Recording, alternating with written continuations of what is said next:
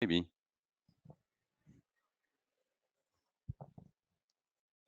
Good luck.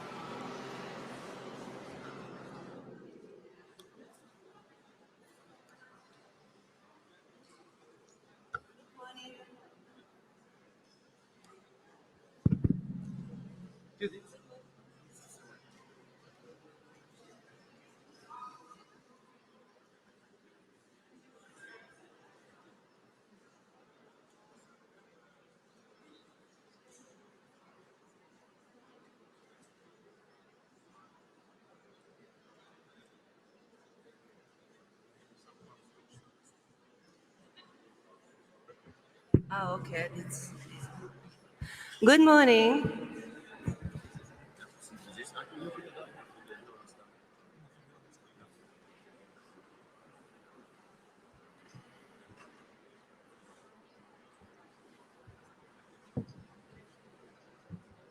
We are a lot of people in this presentation. I understand why. First, I have to deal some technical things. We have also online participants, and they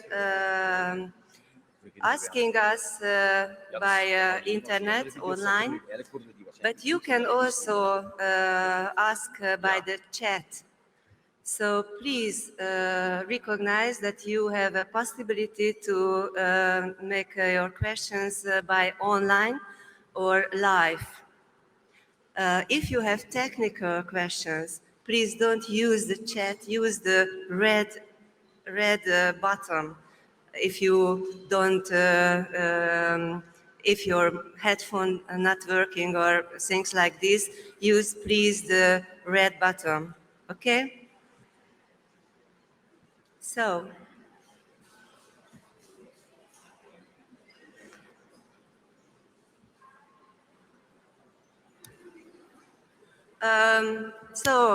I have the honor and I would like to introduce Ludwig Cornil. He's my mentor, colleague, and my friend. Ludwig has a degree in clinical and development psychology. He founded the association EMDR Belgium, of which he has been president for more than 10 years. He organizing European recognized EMDR courses through the training institute Integrativa in Belgium. He is an EMDR senior trainer and has trained many people as trainers, including myself. He is a member of the Standard Committee of EMDR Europe, and in 2021 he got the David Schreiber Award. He is a director of the Trauma Center Leon's Rules, where they work with Olivier Van Limbergen. Olivier is a clinical psychologist and EMDR practitioner and a contextual counselor with a focus on family relationships. I give the word first to Olivier.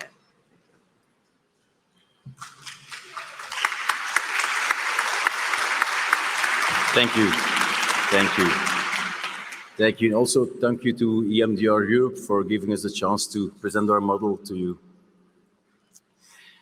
Let me introduce ourselves. We've been introduced, but this is Ludwig. And Ludwig is the EMDR trainer in Belgium. And I was also trained by Ludwig. And I was also supervised by Ludwig. And I started working in his trauma center. And during lunch breaks, we started talking.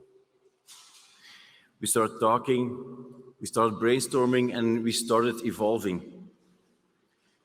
We started evolving from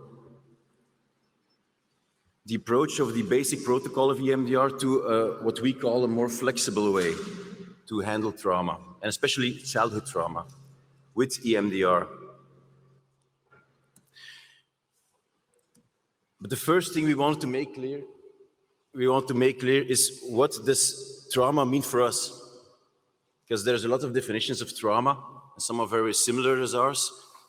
But what does it mean for us? And if we look at the APA and we look at the DSM, we see criterion A says an exposure to actual or threatened death, serious injury or sexual violence in one or more ways. So this means if a child gets to hear from his parents that he's worthless, his whole childhood, or if he gets abandoned by his family, he's apparently to the APA not traumatized. We don't agree with this, of course. We think self-image and attachment are very important issues while treating trauma. And actually we think it's the main group of people who come to see us. So when we add self-image and attachment to the definition, we can ask ourselves the question, is it a binary thing? We think, according to the APA, it is a binary thing, like many of their pathologies. And we also have the feeling in society is being looked at as a binary thing. We don't look at it as a binary thing. You don't either have a really good or a really bad attachment. Same thing goes for self-image. Nobody's childhood was perfect. And another question is it related, always related to specific events? We don't think a traumatic childhood is a question of one-time events. It's an accumulation of events, and if you ask us, it's more of an atmosphere, a parental approach, or an unpredictable parent. And this brings us to how we see it, a broader sense of trauma, of how to look at trauma. And Ludwig's definition is every event, period, or phase in life which doesn't let to be yourself. But when you look at it at a clinical level, now we talk about two categories. The one is simple trauma, the other one is complex trauma. While on a clinical level, we say EMDR is a very good tool. The basic protocol of EMDR is a very good tool to treat simple trauma. The question is the characteristic of it being a one-time event, is this the reason that the basic protocol is a good tool? Because when we look at it a little bit closer and we take two traumas, one is a one-time event of sexual abuse, and the other one is an accumulation of 3 car accidents. Which one of those traumas will have the more boundaries, the more obstacles to be treated with the basic protocol of EMDR. We think it's the sexual abuse. Why? Because there is a relational aspect involved. A victim of sexual abuse will have felt alone, will have probably felt rejected or not good enough. While a victim of 3 car accidents will have probably felt in danger. Maybe he or she thought he or she was going to die. But the self-image and attachment will probably not have been hurt as much. They won't have felt rejected. They didn't think, I'm not good enough. I'm not driving good enough, perhaps, but not I'm not good enough. So this gives us 2 categories, how we see it, at a clinical level, which are very similar to simple and complex trauma, but we think it's more accurate to see it like relational and non-relational trauma. While with non-relational trauma, we have car accidents, robberies, etc. The theme is mostly danger, and it's also mostly one-time events. Most of them are simple trauma. And when we treat these with the basic protocol of EMDR, we think this is a kind of top-down processing, where we start with the memory, we go down to the affect, and we process the affect. And mostly this is done in 1 or 2 sessions. While relational trauma, we often end up in childhood trauma, where themes are self-image and attachment. Mostly these events have been for a more longer period of time, mostly in the home environment, and also very often it's intergenerational. And this is where we want to present to you a bottom-up processing, where we will address the affect and the memories will come up spontaneously. This is a very easy way to look at trauma, as we're concerned. On the one hand, we have the events, the traumatic incidents, the traumatic period of our life. On the other hand, we have triggers, we have symptoms. What connects both is the feeling. The traumas, the events have given us a feeling, and this feeling gives us triggers and symptoms. We look at it as simple as that. For every kind of trauma, relational and non-relational trauma. But why will we use affect and not feeling? Affect is the totality of all objective physical sensations, while feeling is a subjective interpretation of those. What I define as sadness might some of you define as guilt or shame, or maybe vice versa. It's an interpretation, and it takes us to the head for a part, where we want to stay in the body. What we define mostly as sadness will be likely felt in the heart area, or anger will be felt in the fists or in the arms or behind the shoulder blades. It gives us an objective aspect of the emotion. And why do people seek help? Why do they come to see us? Are it the events itself? Or are it the images? We think it's the affect. It's the affect attached to them. If there wasn't affect attached to these images, to these events, there wouldn't be a problem. There wouldn't be traumatic feelings. They wouldn't come to see us. It would just be memories. Not fun memories, but still just memories. So no effect on the images means they won't come to see us. And the affect is also what EMDR processes. And does it process the events itself? Does it process the images itself? No, it processes the affect attached to them. So it disconnects the affect from the images and the events. It doesn't make you forget them. Sometimes you might forget some elements while being processed, but the fact is, it's the affect which is processed. So this is the basic difference between a trauma and a memory. It is the affect which is attached. So EMDR will transform a trauma into a memory by processing the affect. But if this is the case, why would this only work for simple trauma? or for non-relational trauma, while in our view, the system is exactly the same. The feeling is the connection between both the traumas and the triggers and the symptoms. And it's also a main focus while being treated with EMDR. So, if this is the case, why would it only work for simple trauma? Let's look at it a little bit closer. If we look at a one-time non-relational event and we treat it with the basic protocol, what do? We take the event, the memory as a target, and we process the affect.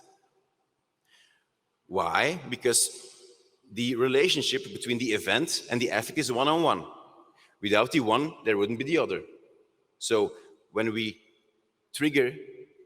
enter the event, it gets triggered, we can process, and the moment we can enter the event without it being triggered, it will likely be processed and symptoms are likely to disappear. So this doesn't apply for relational trauma. Here we see an accumulation of a dozen events, but it's more of an atmosphere, a parental style.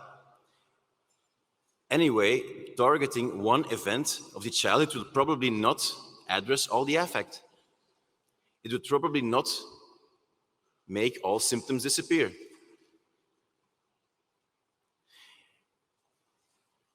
So the question remains, how will we confront the pain, the real pain in relational trauma?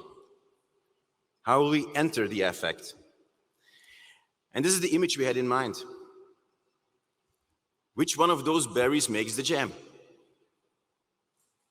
Is it the strawberry? Is it the raspberry? Does it matter? It's the extraction.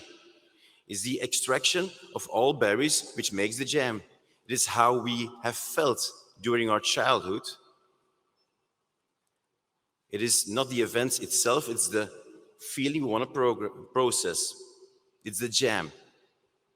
Later on, we will explain how we will do this, but first, Ludwig will tell something more about the theoretical side of our model.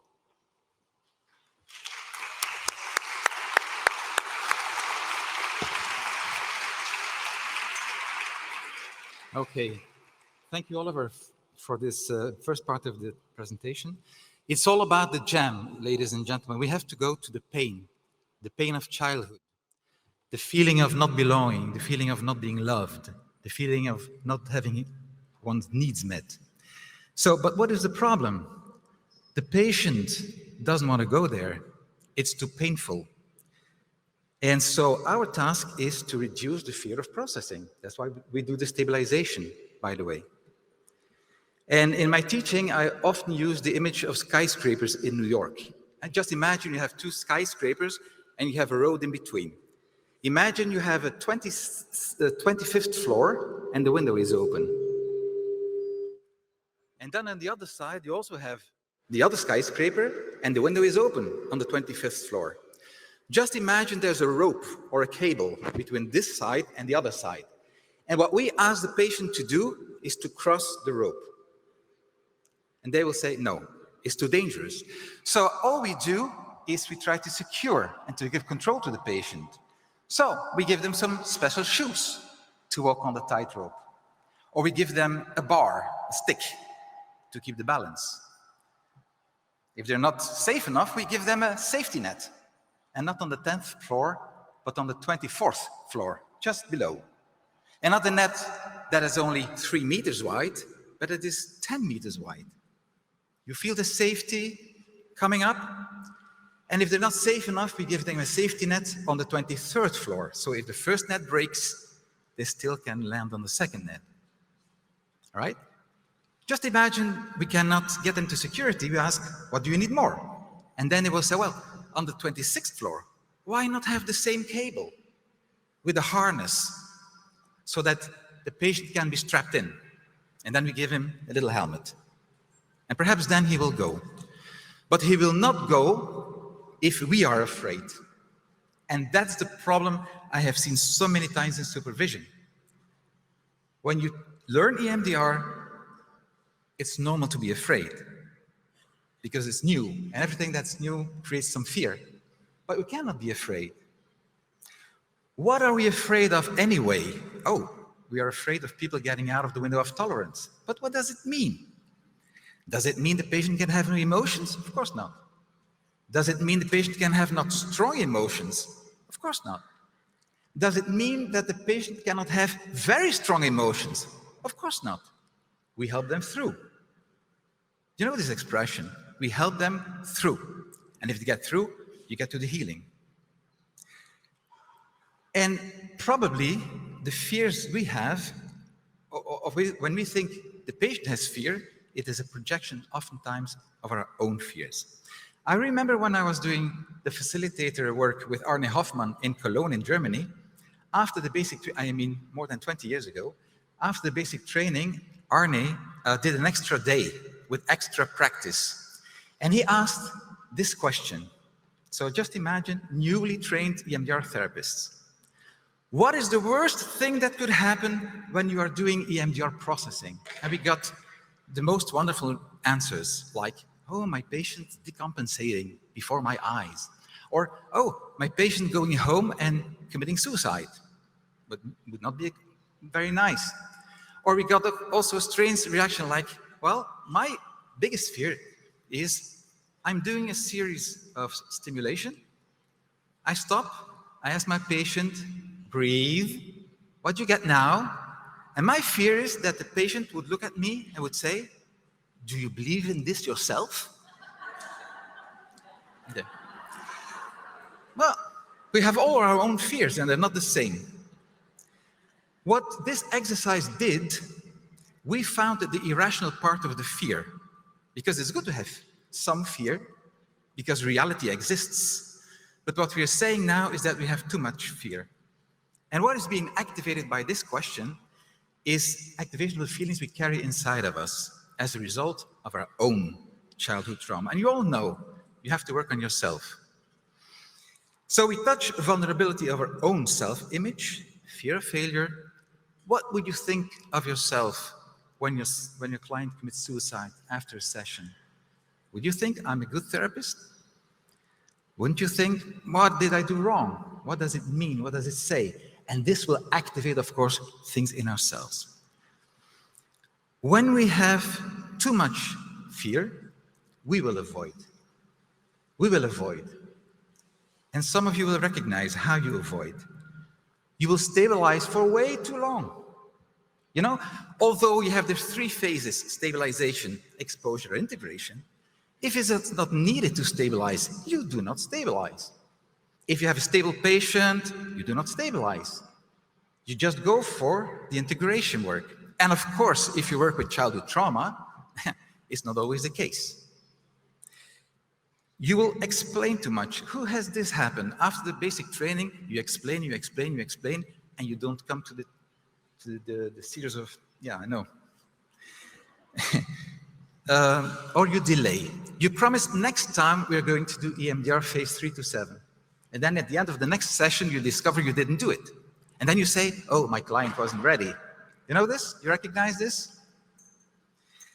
Or, and this is difficult, you stabilize too quickly in phase 4. You think too quickly that somebody is getting out of the window of tolerance. Or in phase 4, when you have been working for 15, 20 minutes, it's very difficult. And suddenly the patient gives you a positive association. Who of us doesn't say, yeah, stay with that, because you want to accentuate the positive, which is wrong, We have to stay to the negative. And sometimes in the beginning when I taught EMDR to people, I said, well, perhaps you are going to think we're a little bit sadistic, because we will put aside the positive and stick to the negative. We have really to integrate all the negative material. If you don't do that, the chances of going along with the avoidance of the patient is very big. What is the problem? The patient smells our anxiety, not only dogs. Patient smells that we are fearful, and he or she starts to protect the therapist. All right? He or she loses trust in us. And of course, if there is no trust, there's no safety, there is no processing. And the worst of the worst is this: patients starting to fake improvement. As a trainer and consultant, I saw beautiful videos. I mean, just beautiful, following the protocol, but there was no processing. Because as soon as they started doing the eye movements, first reaction of the patient afterwards is, oh, I'm feeling a lot better. Okay, back to the target. We want to go to the pain. So if you do not realize that patients avoid, then you can go along with the avoidance and you can think that EMDR works. But of course, it's never us. It's always the other. This is where we use our own defenses to hide our own fear, and we project. Patient is not ready enough. Or we use our defense of rationalization. We explain why the patient cannot go yet. This is the first point. When you go to the juice, to the jam, we need to be, I'm not saying not fearful, but not too fearful. Let's go to the next point. What is EMDR? And all of you who have read the Dini Leliotis article of 2020 in the journal know that EMDR therapy is an integrative, client-centered approach that treats problems of daily living based on disturbing life experiences that continue to have a negative impact on a person throughout the lifespan. That's okay. Second part, it's the AIP theory, which hypothesizes that current difficulties are caused by negative affect linked to experiences that are inadequately processed, of course. And symptoms will be reduced or eliminated altogether when this negative affect is processed to resolution using DA-BLS. This is the definition of EMDR in the journal. Or is it? No, it isn't. Look, this is the definition. Look, the first part is the same. The second part is different. This is our definition. This is the definition in the journal. And what's the difference? In the journal, they say AIP model hypothesizes that current difficulties are caused by disturbing memories that are inadequate. That's what you have learned. And symptoms will disappear when these memories are processed to resolution using DA-BLS. So what is it? Are we working with the memory, or is it processing the memory, or is it processing the affect? It's a very important question for us. And we take on, of course, Francine's position, which is, it's the negative affect. And you know, you don't have to believe me. I will show you that is exactly what she's saying. I will skip the difference between affect and emotion because Oliver already talked about it. It's actually Olivier, but it's easier to say Oliver in English. Okay? So, what does she say? When we think about the AIP model, in my trainings, I use this metaphor of the lake and the mountains. Here it is. The lake represents all the good experiences we had in life. It's nice to swim in the lake, it's very good, and it's adaptive information. It's not only all the good experiences, it's also all the information from the bad experiences we integrated into the lake, right? So when Boris Cyrulnik yesterday talked about resilience, resilience is also part of the lake. On the mountains, on the other hand, we have the frozen information. You see it. You see the snow, the glacier. It's frozen information. So if we make a schematic representation of the lake and the mountains, we can say we have the blue lake, the blue water, for you guys on the left, and for me also, I don't know why. Okay. You have the blue water on the left as the lake, and you have the ice and the mountains. So we can change the words. We can say the adaptive information is in the lake. The unprocessed memories are frozen in time in the mountains, and they are dysfunctionally stored. What does it mean? You know, there is no connection between the two neural networks. There's a distance. Actually, there's a distance. The water frozen in the mountains is not touching the water in the lake. This is dysfunctionally stored information. We go on. We know that adaptive information is the basis of health, emotional health, mental health, physical health, and even relational health. And we know, you all know, the pathology is based on this non-integrated non-processed material. In level 2, you have been learned that you can change the word in the blue by adult perspective and the red child perspective. This is the most perfect formula to do EMDR, the most perfect indication. If the person says in his adult position, I know it's not my fault, but then this person is triggered, and in the child position, she feels guilty. And this discrepancy is exactly what is represented by the blue and the red. In the blue, we have resources. In the blue, we have resilience. In the red, we propose to put the word unbearable pain. And the word unbearable is very important. We cannot confront ourselves with this pain. It's too difficult. Okay? So finally, it boils down to positive affect here and negative affect, of course, the red. It is unbearable. So what do? We have to create our affect regulating strategies. The red is too difficult, and that's why I made the green arrow. We want to push it away. And that is why we talk about defenses. We don't want that. And there are many, many, many kinds of defenses. Or you can use the word coping strategies if you like. Or you can use the word survival strategies if you like. Or like Dini, she uses the word adaptations. Whatever you like to use, these are affect regulating strategies. It means we cannot go into the negative affect, so this is our solution. And of course, in the beginning, it's wonderful. The problem is that the solution becomes the problem, as you all know. And then we all know also that EMDR is not only, the reprocessing is not only direct to the red, but also to the green. This is where Dolores Mosquera talks about dysfunctionally stored information. It's not only the red, because the green would not exist without the red. So if we remove the red, the green will change. But sometimes we cannot get to the red. The green is like a wall. And of course, when we talk about double attention, we talk about blue and red. And then we see the connection, we have the healing. But if there's the green in between, the wall in between, the defense in between, we cannot get to the red. And so we developed strategies to work with the green, to get to the red afterwards. I'm not going to explain this.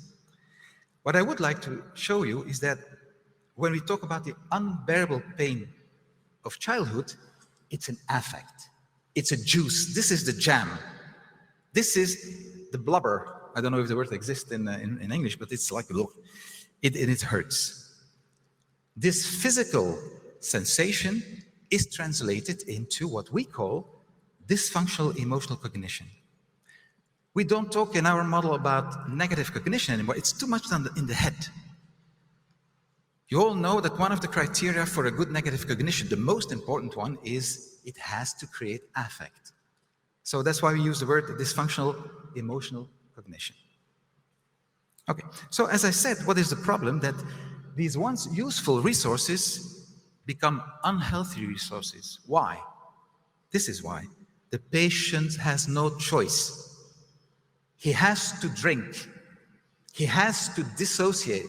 There is no choice anymore. So what we do as therapists, we start installing healthy resources, hoping that the client will have more choices. This is the difference between a healthy resource and an unhealthy resource. It is the word choice. So this is not new, except some words, of course.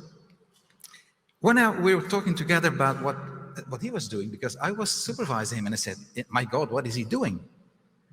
And I was seeing the results and I said, oh, this is interesting. And I was looking for a theoretical framework, how to explain the results we get. And I went back to the source. You know who the source is. It's Francine, of course. And I will give you 6 points to show that the affect is the most central point of the AIP model. First of all, does she talk about painful affect from childhood? Yes, she does. Some quotes. The pain of childhood continues to be triggered in the present. The past is present. Another one.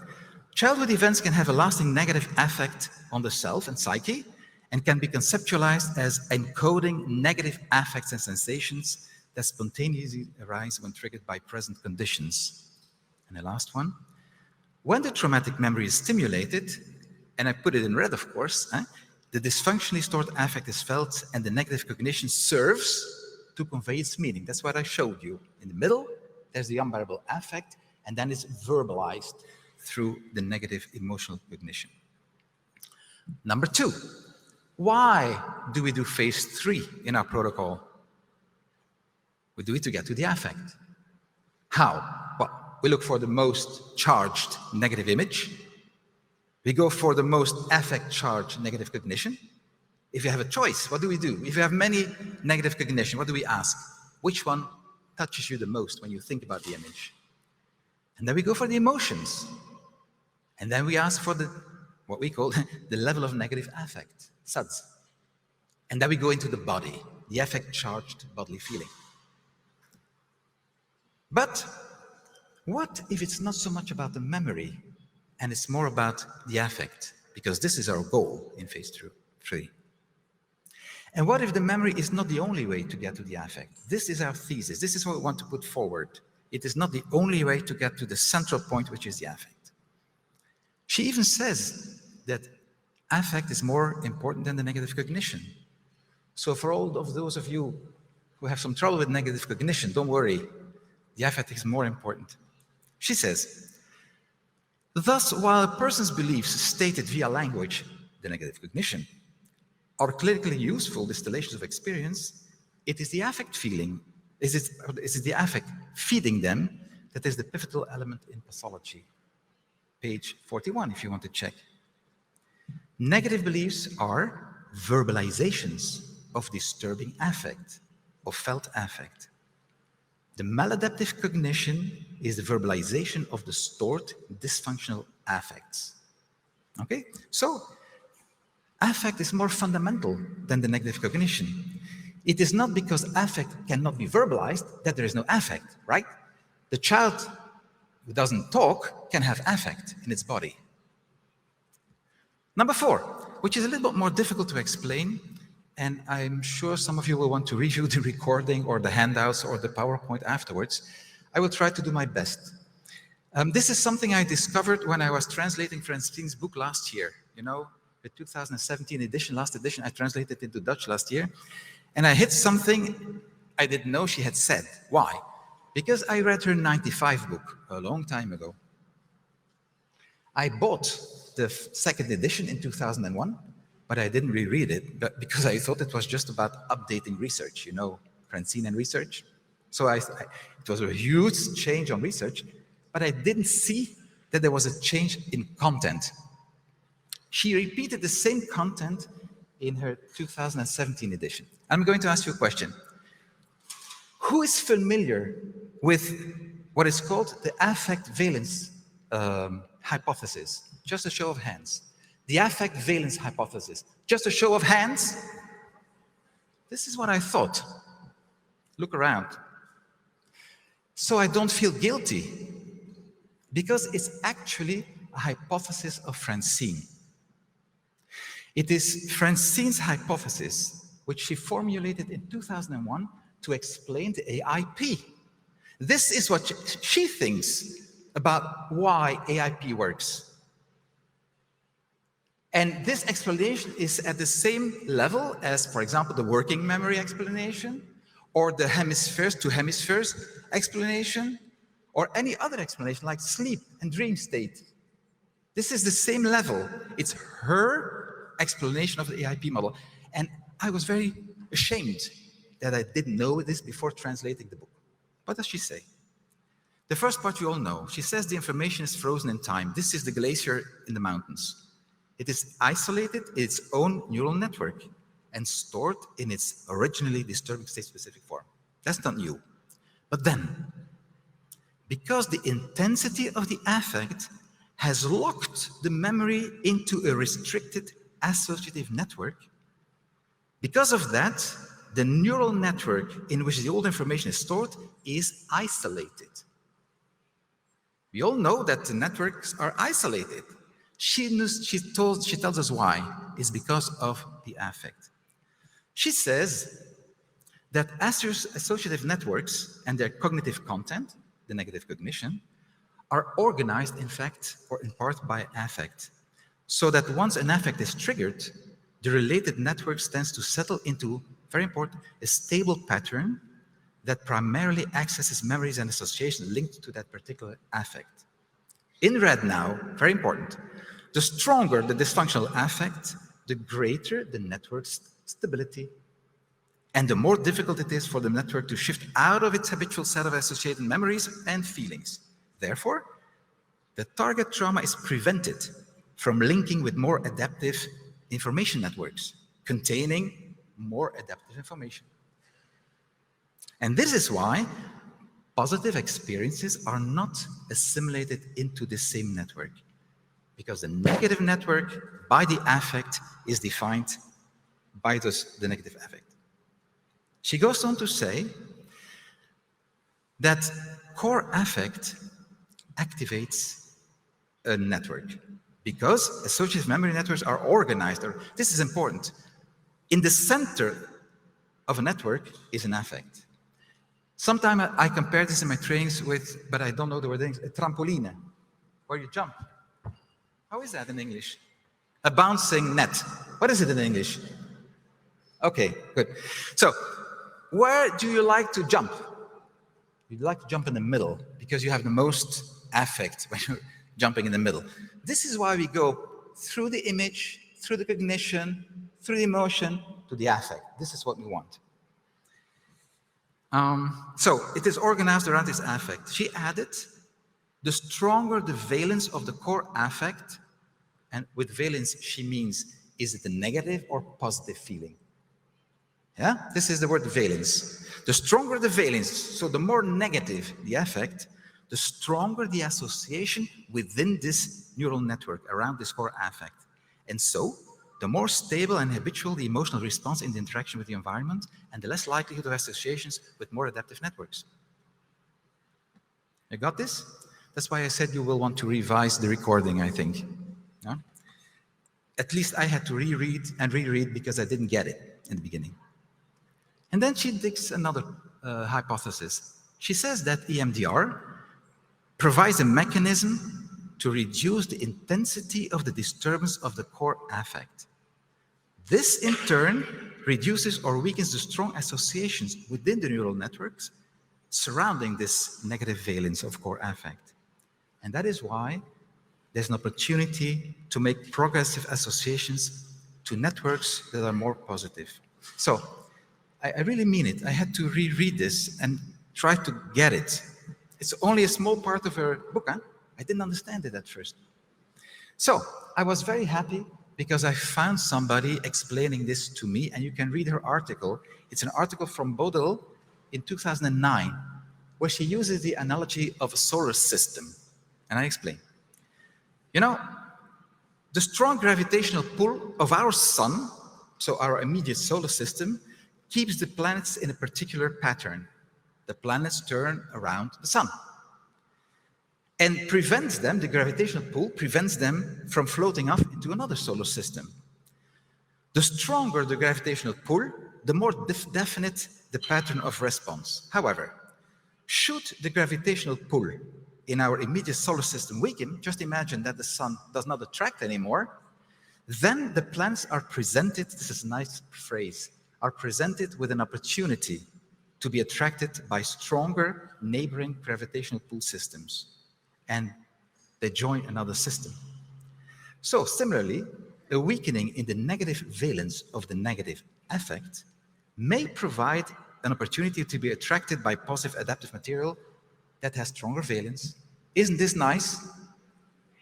It's great. I thought this is, when I read this, I said, thank you. Finally, I understand.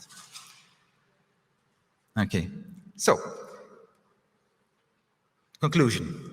The information network has been locked into place by the intensity of the affect. We need to unlock the affect by accessing it and desensitizing it with bilateral stimulation. That's all we have to do, guys. That's not all, of course, but this is a very important part. Number 5, easier. You all know, oh, sorry, number 5. She uses affect as a starting point in her affect scan technique. We go back to the past using the affect. She says, EMDR therapy often results in the clients reporting the emergence of early childhood memories with similar affect. You will be astounded if you put on the affect Braille lenses and you reread her book. You will be astounded to see what she's actually writing. And then she doesn't only talk about the red, she also talks about the green. She talks about the affect regulating strategies that have been put in place by the patient and which can make our work harder. When she talks about the blue resource, she says literally, a resource is a positive affect state. You know, you all know, when we reinforce a safe place with slow eye movements, guys, we don't reinforce the memory, we reinforce the feeling state. We don't reinforce the image, we reinforce what does this do with you and your body? And then we say, stay with that, feel that. This is what we do. Okay. What does it all mean for AF-EMDR, so affect-focused EMDR?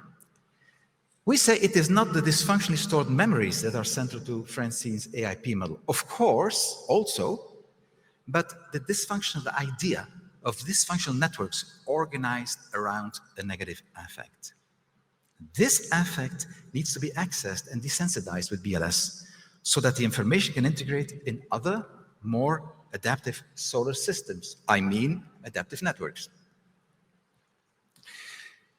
And of course, using memories, I do it, you all do it, it's good. It's a good way to access affect, but there are many other ways in this AIP model. Using memories, as Oliver told, is perfect for non-relational trauma. You have been hijacked, you go back to the memory, you treat it, symptom is gone. It's easy. But with childhood memories and childhood trauma, relational trauma, we have other possibilities than to pass by the memory. We have other possibilities to go to what is called in AF-EMDR, the deep, unbearable pain of childhood. And you all know what we talk about. It's, I think, very intuitive. It's the juice, it's the jam, it's the result of all these years of having different, but finally always the same experience, which creates the same affect. Shapiro uses this very known clinical mnemonic. Access, stimulate, move. Access the information, move, stimulate by the bilateral stimulation, maintain it in dynamic form, and then it will move. She does not say, access the dysfunctionally stored memories. She says, access the network. Okay? And accessing the affect generated by the memory net is one of the ways, of course, which you can keep. We just want to add a possibility or possibilities. Okay. And we also use this clinical mnemonic. We do the same thing. We access, we stimulate, and we move. How do we do that? We access the information network held together by the affect in a variety of ways, not only through memories. And what we do is we believe really, really strongly in dual attention bilateral stimulation. We maintain this system in a dynamic form by encouraging the patient to stay in the affect and to get into and to stay in the affect as much as possible for longer periods of time. Not only 20, not 30, but oftentimes minutes in a row without interfering. Just let them go to this lonely place, but you stay, of course, in connection, but they have to feel the pain. And then we get movement. That's our idea.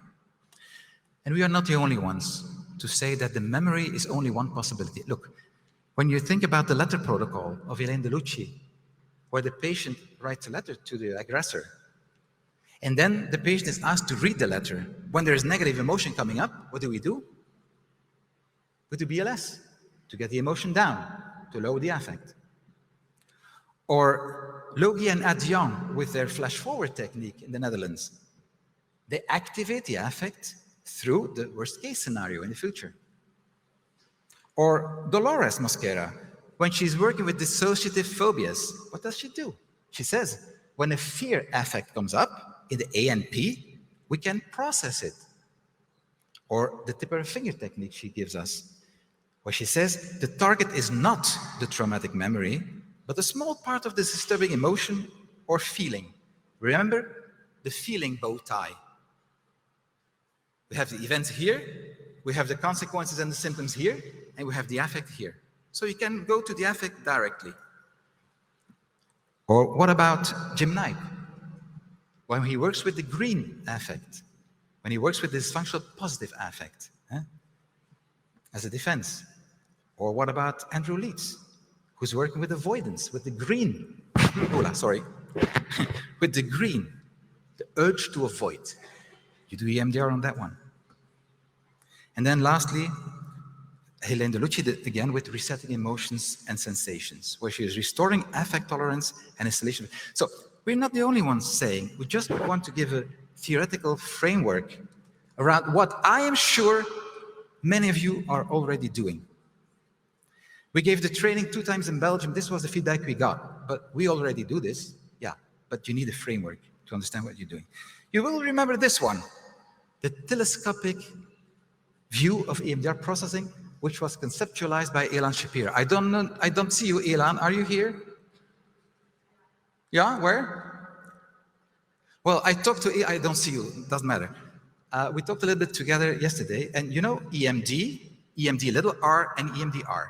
What is the goal of EMD? To get to the affect through a part of an intrusive memory, right? The affect is already way too high. We do an EMD protocol. It is a modified protocol, of course. We teach it in the basic training, and the goal is to have a lowering of the affect. We don't want to set 0. We want the patient to feel that it goes down. We have EMD little r, which is using memory, but not going to all the memories. So we use the protocol, but we do not allow all the associations to come up. And then, of course, we have the standard EMDR protocol, where the memory is the access point to the affect. We use the protocol, and we have all the associations. I would like, as a Spielerei, wie man auf Deutsch sagt, ein Kleinspieler, a little joke, a little playing around with words. I would like to broaden this telescopic view.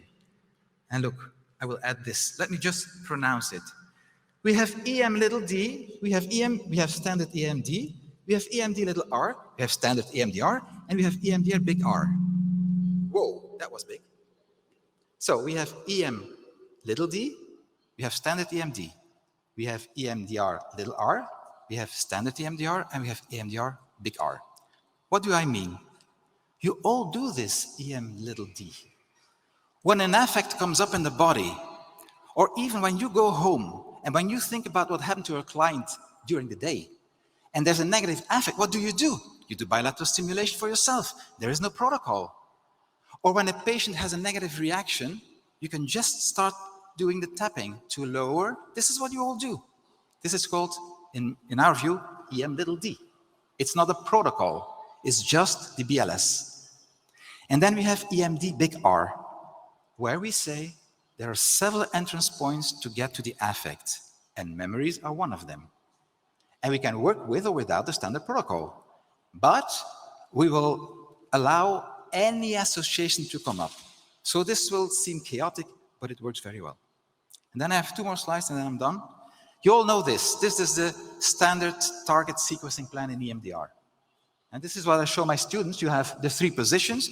You have the future in the yellow, you have the present in the orange, and you have the past in the red. So what do? We start in the present, we look for the trigger, we look for the symptoms, and we use that as a way to go discovering the past, and we hope the touchstone event. And then we work our way up from below, where we go up. This is called the vertical axis by time. We go to the past as far as we can, and then, if we can, of course, we go up until there's no more symptom and until the future is open and the client feels good about the future. This is the target plan in AF-EMDR, where the vertical axis is not any longer time, but depth. We want to go as deeply in the pain as we can with our clients. And if I can use this, you will see here, you will see memories. We have the past as one of the entrance points, of course.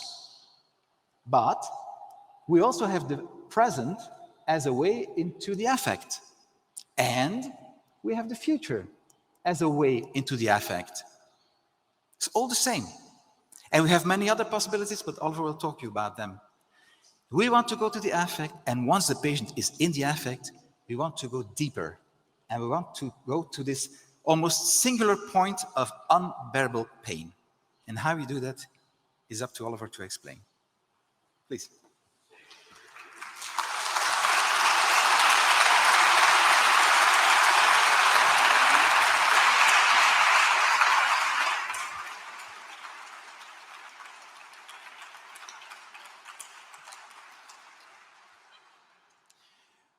When we present our model to EMDR therapists, we often receive the feedback, we already do this. We already focus on the affect. It's always great to hear EMDR therapists who have the same vision as us, but it's also mostly the same people who, after the 3-day course, they say they manage to go deeper and to stay longer in the pain because they feel they have been given a roadmap to go deeper. And a very important element, or maybe the most important element of the roadmap, is the extraction, the jam. What is it really about? What connects the traumas and the triggers? What is the main theme of the unbearable pain? And this mostly lies in an atmosphere of self-image, attachment, it's all my fault, stay with me, don't leave me, I'm worthless. Things like that. And the extraction gives a simplification both for the client and for us. Because the client often enters our room with a very big, complex story. A story with a lot of twists and turns and a whole variety of symptoms. And also often with a lot of despair. When we can present to them the extraction, when we can tell them, your story is really hard and very complex, and your current situation is also really difficult, and at the same time, maybe the problem itself is not that complex. This can give them hope that the solution is more near than they think. And it also creates simplification for us, because a very traumatic childhood can evolve in a very big target plan, while the extraction can simplify the target plan to its essence. And the main question remains, how can we address all the effect of the extraction? An additional question is, why should we limit ourselves to the memory, while we also have symptoms, images of doom, somatic sensations, and even the extraction itself? Stay with me, don't leave me, I'm worthless. Every point, every entry point we can use to trigger the affect. And we will prefer entry points that can enter the extraction in a broader way. So we will, for example, prefer somatic sensations to specific memories. Why? Because we want to address the physical sensations, the somatic sensations, so the memories can pop up spontaneously. And they can process in its totality, the totality of symptoms. When we work like this, we don't risk just desynthesizing them. By entering the memory itself, we risk desynthesizing this memory. And this is what a roadmap looks like. On top, we have all the entry points who can lead us to the affect. And we will, when we reach the affect, we will deepen it out until we reach the unbearable pain. The unbearable pain Ludwig already explained, where the client has felt worthless, alone, rejected. The darkest place of their being. And at this point, we want the client to look into the eyes of their inner child, so the traumatic networks can reactivate and the pain can be relieved. and the process can evolve. This is the moment we will blend the past and the present. And this often comes in a very chaotic mix for the client. A chaotic mix with past and present and symptoms, symbols, hypothetical situations. Clients often give the resemblance to dreams or nightmares because they can be very intense, but at the same time very absurd and hypothetical.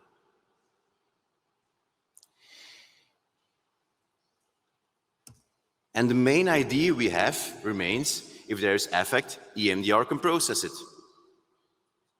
Because affect gives the emotion an objective aspect. An objective aspect so we can stay with the body, so the client can stay with the body. And doesn't get lost in the head, in the thoughts. Because the head can go either way. It can go overanalyzing, rationalizing, minimalizing, and moving away from the primary affect. While at the same time, it can create secondary emotion. The emotion for the emotion, the fear for the fear. The fear to get overwhelmed. And this can turn into a tunnel vision, which can cause panic attacks. And of course, we want to avoid this situation, so we want them to stay with the body and keep out of the head as much as possible. And this gives us this bottom-up system. The bottom-up system where the head becomes the object of the body and instead of the other way around. We want to address the body, the affect, so the traumatic networks can activate and traumatic information can appear in front of their eyes. So the head becomes kind of a projection of what happens in the body. Because we feel the body contains what needs to be processed. The feeling is what needs to be processed. Do you feel insecure because you think you're not good enough? Or do you think you're not good enough because you feel insecure? We think feeling is the center of our being. We think a lot of clients who come to see us, somewhere they rationally know they are good enough, whatever that means. So we want to bring the body, who gives another message. We want to bring the body to where the rational head already is.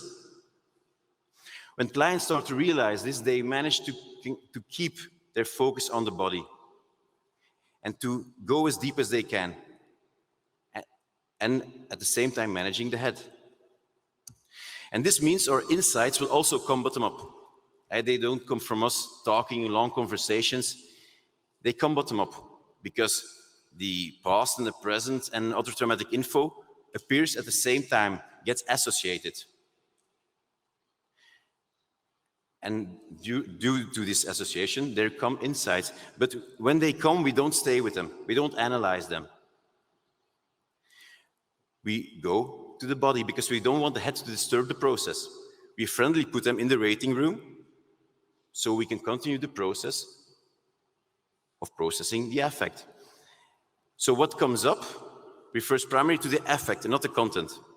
And afterwards, we can have a minute or two to talk about these insights, the associations between past and present and other traumatic info. But in the process itself, we stay processing. And this gives us a big shift. A shift from the story, from this has been done to me, which mainly focuses on the intention of the other, to the feeling. I have felt like that about myself in that moment in my life. This brings us to the deep pain of self-image and attachment. So this is where we make the bridge between past and present, between childhood trauma and symptoms. And normally this process starts automatically, and if it doesn't, we initiate it by contacting the inner child, by visualizing the inner child that lived through the pain and looking it in the eyes. So the traumatic networks can activate. And this gives us a very efficient tool. A tool to go as fast as we can and to go as deep as we can. Because we often hear a sentence as fast as possible, but as slow as necessary. It's even a bit of a cliche. And everybody practices in its own way. But we often see EMDR therapists where it results in a lot of stabilization, a lot of postponing working with the deep pain. And we believe we can go much faster. Actually, most of the time, we start the second session with the reprocessing, the first session after the intake. That may be very good to point out that this is for our population, and we don't see these patients, we don't see inpatients. We are a very non-psychiatric population. So we are not assuming this works for every population, but it clearly works for our population. So to go as deep as we can, we want to strip down the emotion to its essence. And what is the essence of emotion? It's survival. So we want to activate the survival mode of the client. And activating the survival mode of the client is not a cortical state, it's a limbic state. So when we talk, it will only be with the purpose to feel. Because we believe talking about emotion is not the same thing as feeling emotion. It's even often a defense mechanism not to feel emotion. So we want to get them as limbic as possible. And this will determine our approach for a very big part.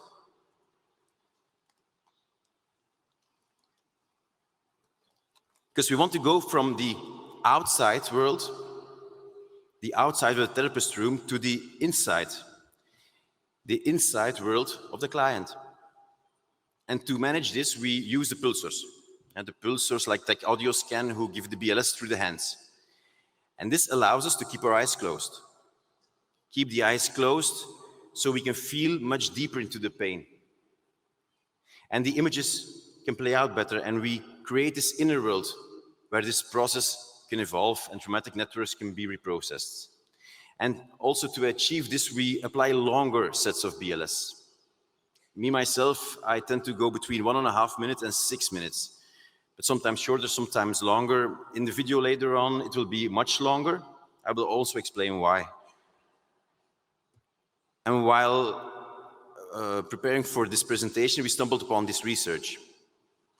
A research which indicates that keeping the eyes closed activates the default mode network, which is responsible for self-referential processing. In other words, to reprocess our self-image, it appears to be better to do it with the eyes closed. And to process all affect, we want to keep digging.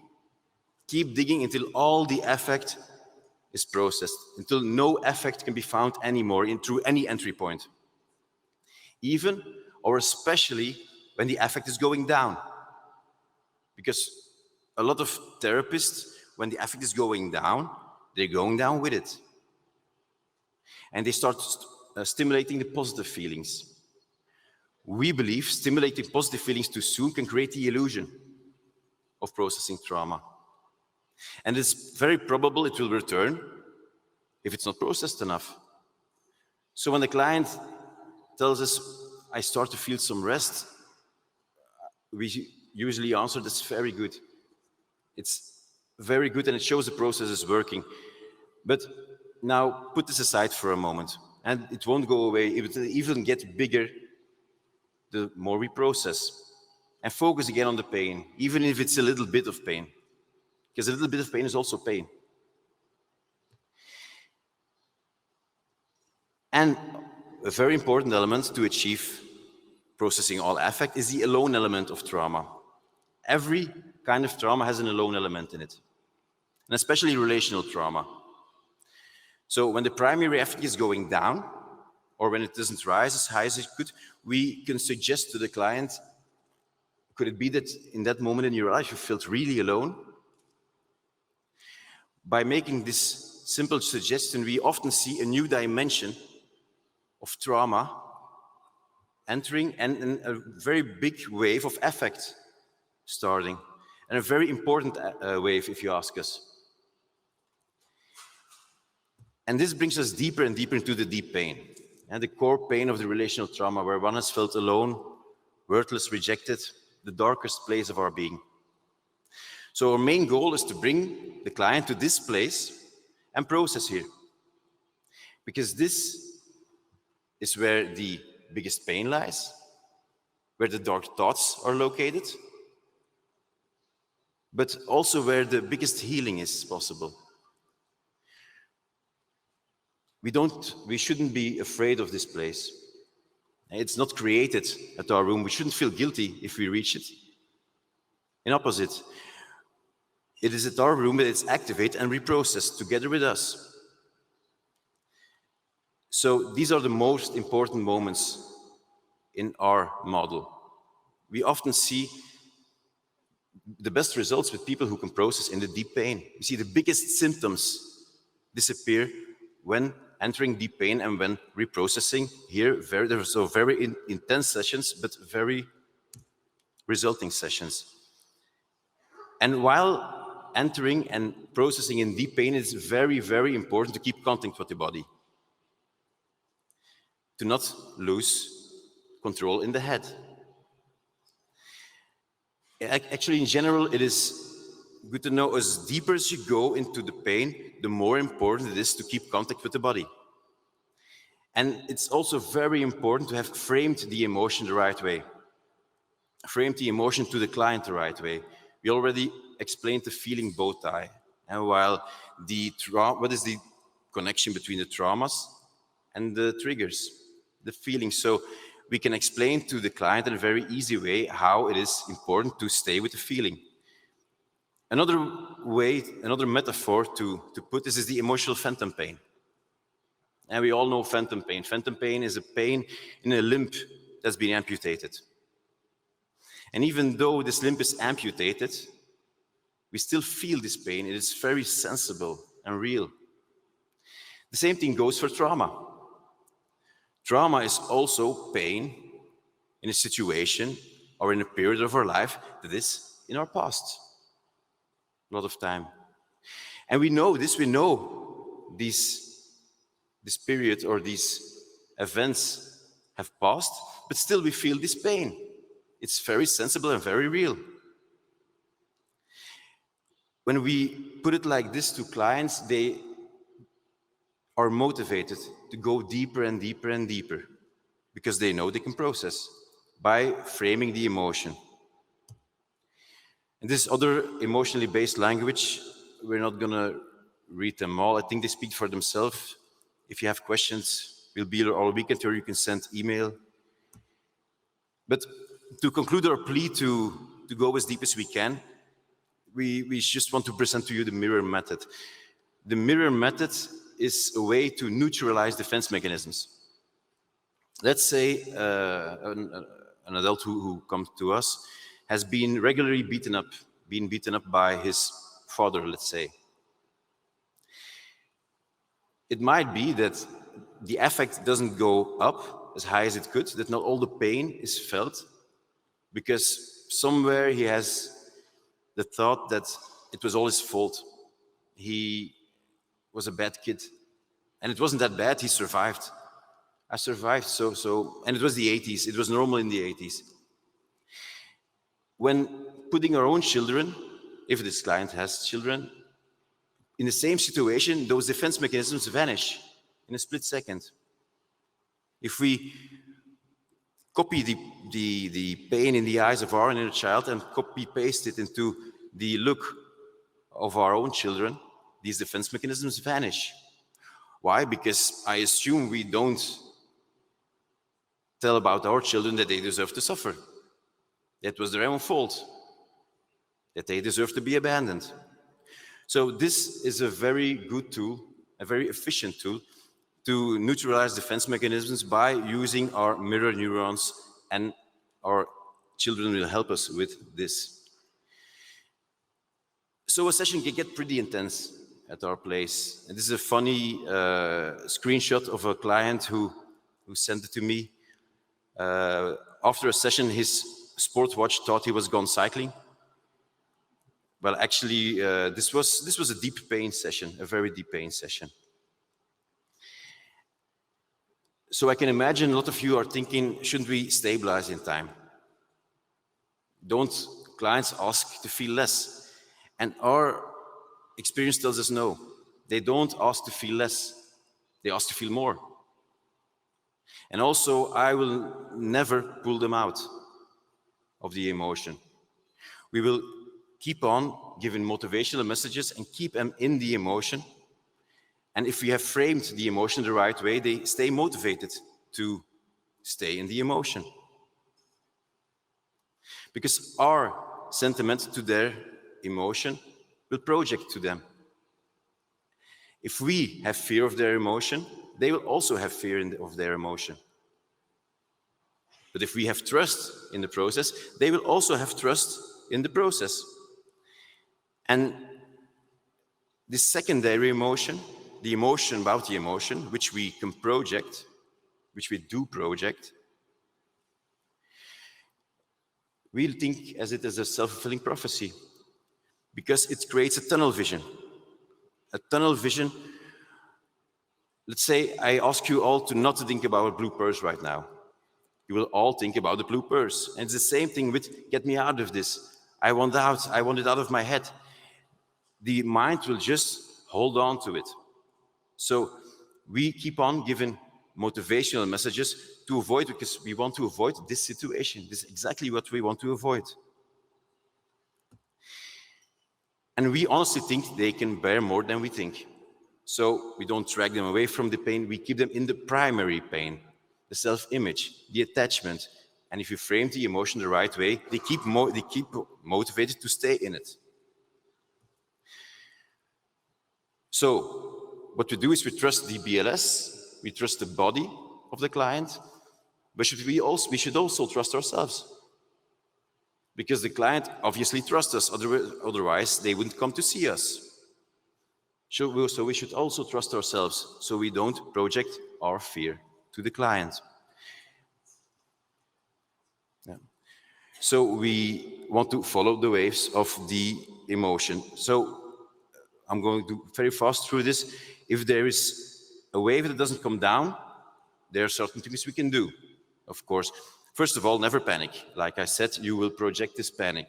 We keep on giving motivational messages, and we keep more and more the focus on the body.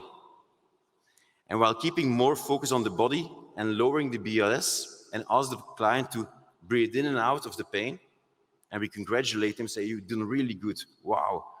We can make the wave go down, and if we accelerate the BLS, we see the wave come up again. At a certain point, the body will again give these waves. So I think we will show the video right now. Maybe very fast going through the process. It's not a process, it's not a protocol, it's a process. It's a way of thinking. So we have some phases which are not in a fixed order. And we have the detecting, and which entry point will we use? Where do we go in? And we prefer spontaneous and general, broad ways to enter the affect, if it's possible. But it's very individual. Some clients will need specific memories. Others are very open to go in it. We start with processing. We go inside, go as deep as we can, deepening it in with the emotionally based language, integration of past and present, and the deep processing. And if the body doesn't land for us after an hour and a half, because our sessions last an hour and a half, we do the landing, which is the same as the stabilization I showed a few slides ago. So maybe this is a moment to show an example of this.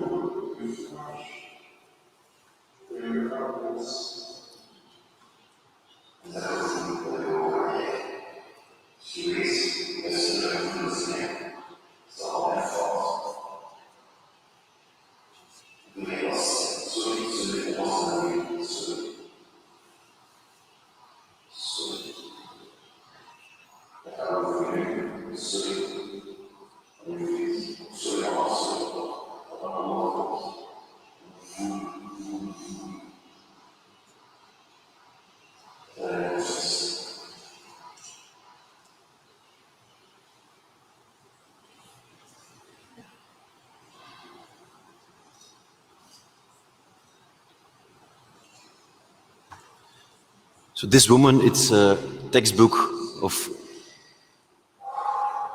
self-esteem and attachment, and she's already used, it's not her first time.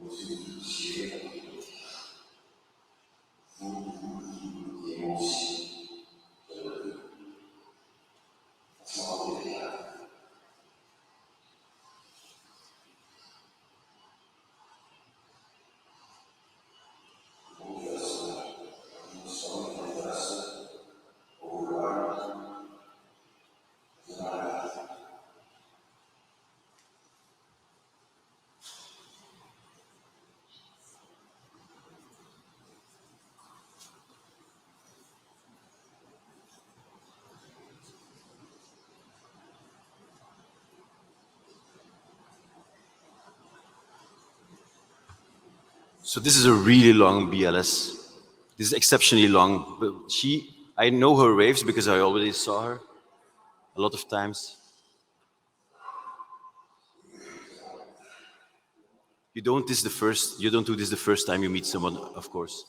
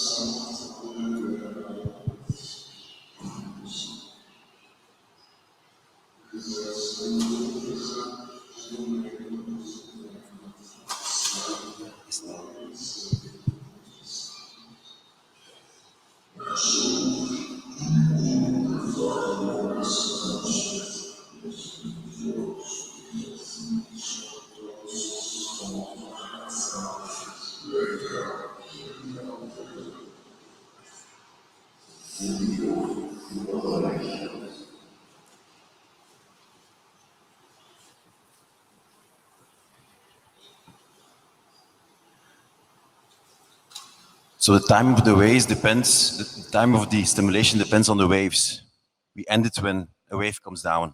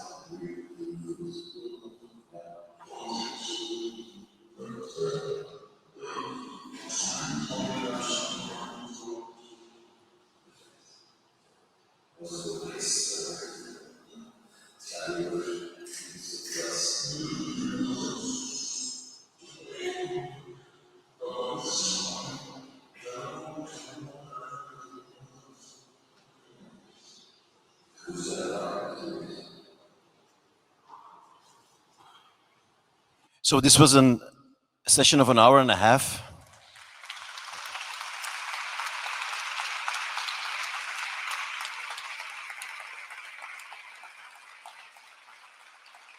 Thank you.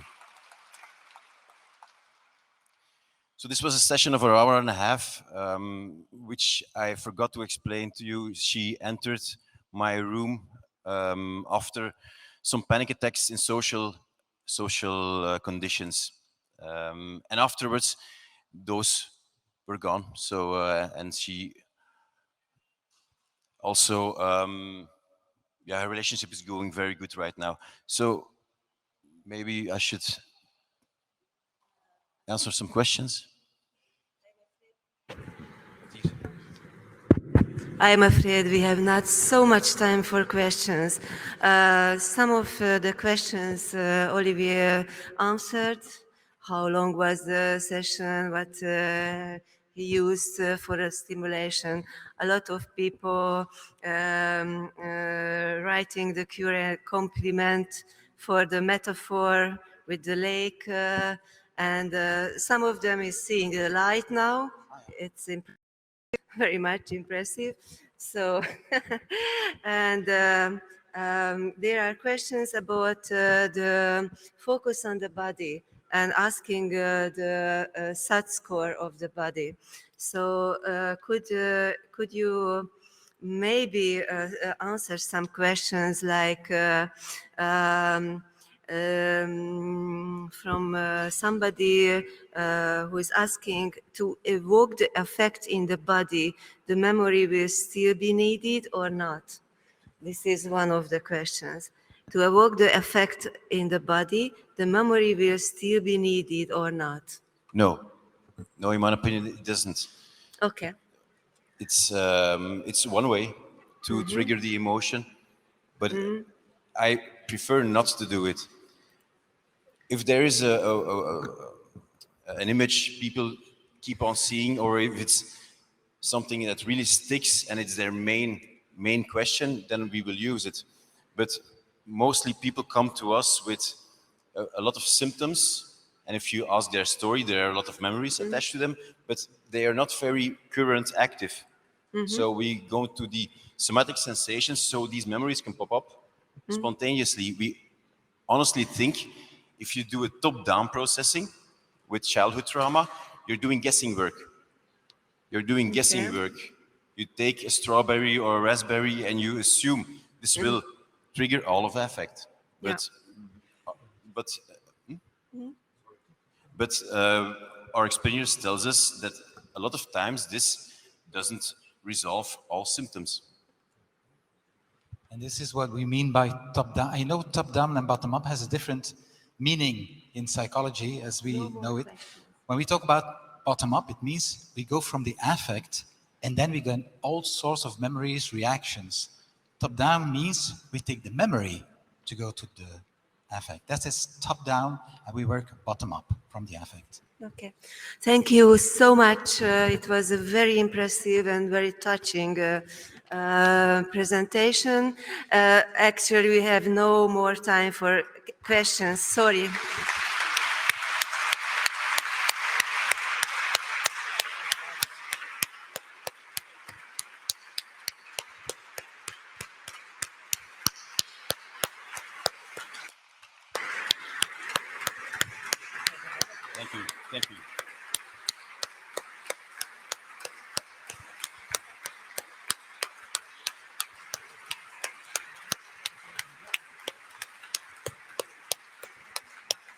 Thank you very much. Thank you. Okay, so you have now a break, and after the break, you can come back for the second presentation in this section, childhood trauma and systematic aspects. So be on time back in the by the presentation, please. Okay, have a nice coffee break. Oh. It's not a coffee break, sorry.